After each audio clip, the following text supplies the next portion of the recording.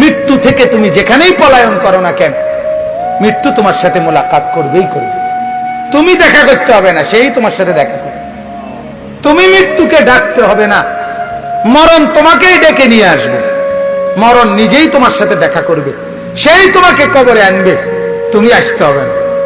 হাদিসের মধ্যে আছে, আল্লাহ নবী সাল্লাল্লাহু আলাইহি ওয়াসাল্লাম হাদিসে ইরশাদ করেছেন, প্রত্যেকটা নাফরমানের লাশ যখন খাটের মধ্যে করে কাঁধে তোলে, মানে কবরস্থানে নেওয়ার জন্য যখন লাশ খাটের মধ্যে কাঁধে তুলে নেয়, তখন এই পরিমাণ চিৎকার করে ওই নাফরমান লাশের খাটের মধ্যে।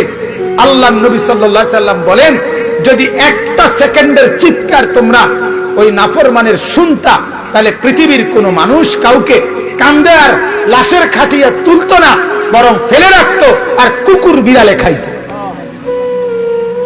এরা শুধু চিৎকার করে নাফরমান বলে, আল্লাহর দোহাই আমার স্বজনরা আমার ওইদিকে নিও না,